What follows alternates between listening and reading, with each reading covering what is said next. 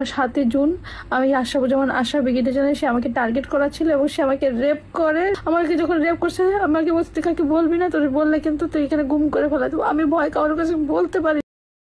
Major মুরাদের স্ত্রীকে brigadier general Ashrafuzzaman আশা ধর্ষণ করেছেন।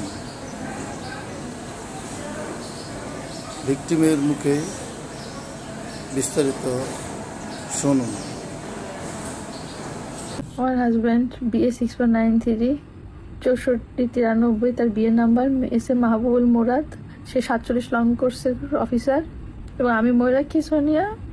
আজকে আপনাদের সবার সামনে আসছি। আজকে আমি ভিক্টিমাইজ বলে আমার হাজব্যান্ডকে মে মাসের 16 তারিখে FDCM করে ধরে নিয়ে যাওয়া হয় এবং মেঘনা গ্রুপে নাকি কর্মচারী বাসা থেকে সে 200 কোটি টাকা মেরে দিছে এবং তাকে নিয়ে যাওয়া হয়। এরপর থেকে আমার জীবন যুদ্ধ শুরু হয়েছে এবং আমি বাসা থেকে আমার 25 মিনিটের সময় দেওয়া হয় এবং বের করে দেওয়ার কথা বলা হয়, কিন্তু আমি বের হয়ে যেতে পারার জন্য রাত দুপুরবেলা আমি ছুটাছুটি করা শুরু করে দিই, কিন্তু কোনো কাজ হয় না, কোনো কিছুই আমি করতে পারি না। তখন আমাদের সবাই মিলে ওনাদের পা হাতটা জড়ায় ধরে আমি থাকার চেষ্টা করি। তারা আমার করুণা করে বলছে যে থাকেন। সেইখানে যে আমি যে তাদের যে টার্গেট ছিলাম এটা আমি জানতাম না এবং আমি বুঝতে পারি নাই।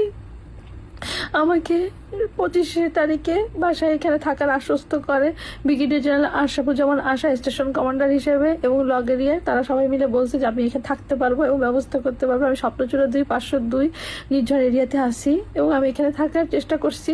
তারপরে তারা আমাকে দিয়ে এখানে রাখার কিছুদিনের মধ্যে আমার 7 জুন আমি আশরাফুজ্জামান আশা ব্রিগেডিয়ার জেনারেল, সে আমাকে টার্গেট করা ছিল এবং সে আমাকে রেপ করে। আমাকে যখন রেপ করছে আমাকে বলছে তুই কাকে বলবি না, তোর বললে কিন্তু তুই এখানে গুম করে ফেলা দেবো। আমি ভয় কারোর কাছে বলতে পারি নাই, কারণ আমার কোনোভাবে কোনো আত্মীয় স্বজন বাপ মা কেউ বেঁচে নাই।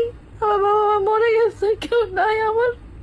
আমি করতে বাধ্য হয়েছি, তাহলে আমাকে ভয় দেখানো হয়েছে। আমার মেয়ে ছোট বাচ্চা, আমি কার কাছে দেবো, কেউ তো নাই।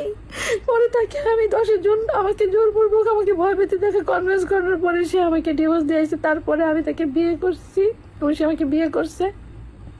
পরের দিনে 11 জন সে আমাকে বিয়ে করছে। বিয়ে করার পরে সে তার মতো, আমি আমার মতো আসি এবং তারপরে সে আমাকে ওই স্ত্রীর অধিকার নিয়ে ভোগ করে। সে আমাকে ফ্যাসিলিটি তো দেয়ই নাই, কোনো কিছু করে না। যখনই বলে আপনি না আমার গার্জিয়ান, আপনি না আমার ব্যবস্থা করবেন। এরপরে জানাজানি হয়, আমি প্রেগনেন্ট হয়ে যাই। যখন সে বুঝতে পারে আমি প্রেগনেন্ট, তারপরে সে ব্যবস্থা করে বলে যে এখনই ব্যাকডেটেড করে তালাকের কাগজ রেডি করতে হবে, তা না হলে সমস্যা আছে। তার চাকরির সমস্যা আমার বন্ধু বান্ধবরা দিয়ে সে তালাকের কাগজ আনার ব্যবস্থা করে দিয়ে সে ওইটা চাকরি নিয়ে কি করছে আমি জানি না।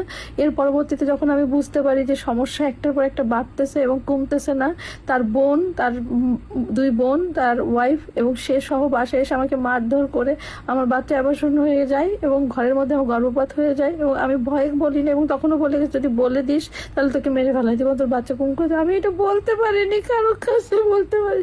সে এসে প্রমাণিত হয়েছে যে আমি প্রেগনেন্ট ছিলাম 6 উইকসের। আমাকে অমানসিক নির্যাতন করা হয়েছে। গত বছর আমাকে দেখেন মেরে এইখানে মাথা গোপাল ফেলাই দিয়েছে। যখন তার কথা লাজে হয়নি আমাকে গলা টিপে ধরছে, আমার মেয়েকে লাথি মারছে এবং বলছে তোরা যদি স্বীকার করিস বলিস তোদের ভাত বন্ধ হয়ে যাবে 2 মিনিটের মধ্যে, এখান থেকে 2 মিনিটের মধ্যে তোদের বের করে ছেড়ে দেবো। কালকে আমি আর্মির ভিতরে বহুত কমপ্লেন দিয়েছি, বহুত জানার চেষ্টা করেছি, কোনো ধরনের কোনো ফ্যাসিলিটি আমি পাইনি, কোনো কিচ্ছু পাইনি।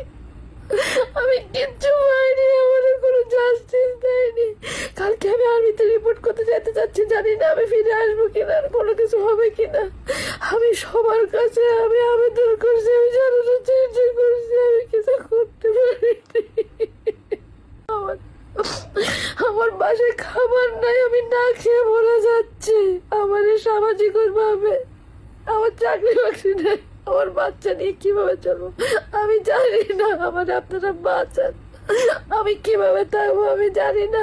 তার সাথে সে বলছে আমার একটা DGFI FIO লগেরিয়া তাকে সাপোর্ট দিচ্ছে, তাকে কেউ আটকাতে পারবে না, তাকে কোনো কিছু শাস্তি দিতে পারবে না। আমি কাউকে ভরসা করতে পারতেছি না। আমি শুধু আমার বাচ্চাটার জন্য বেঁচে থেকে আমি যদি মরেও যাই, আমার বাচ্চাটা আপনারা দেখে দেখেন। এই জন্য আজকে আমি আপনাদের সবার সামনে এসে বলতেছি আমাকে বাঁচান। আমার যদি কিছু হয়ে যায় এই সেনাবাহিনী দায়ী, এই আশরাফুজ্জামান আশা ব্রিগেডে জেলে উনি 36 লং করছে, উনি এখনো দায়িত্বে আছে, সার্ভিং অফিসার। আজকে আমরা বিয়ে করেও বিয়ের অধিকারে বইয়ের মর্যাদাও দেয় নাই, উল্টো মারধর করে আমাকে কিছু রাখে নাই। আমি যখন বলছি আমার জীবনে কেন আপনি এটা করলেন, অনেক মেয়ে তো ছিল এবং তার স্বীকারোক্তি আছে সে আরো মেয়েদের সাথে সম্পর্ক করছে, তার সাথে আমি ভালো আচরণ করে করছি, কিন্তু তাতে কোনো কিছু হয়নি। তার ওয়াইফ সবকিছু জানে, সবকিছু বোঝে, তারা সবাই মিলে করছে। যখন বিয়ে করছে তখন বলছে তার বউ ছিল না, আমি জানতাম না। পরবর্তীতে যে দেখি তার সবকিছু আছে।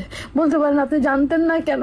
আমি জানার চেষ্টা করিনি, কারণ আমি এত কিছু আমার স্বামীরে নিয়ে, এত কাহিনী নিয়ে, আমার বাবা মা মরে যায়নি, আমি নিজে অসুস্থ হয়ে পড়ছি, আমি কিচ্ছু জানতাম না।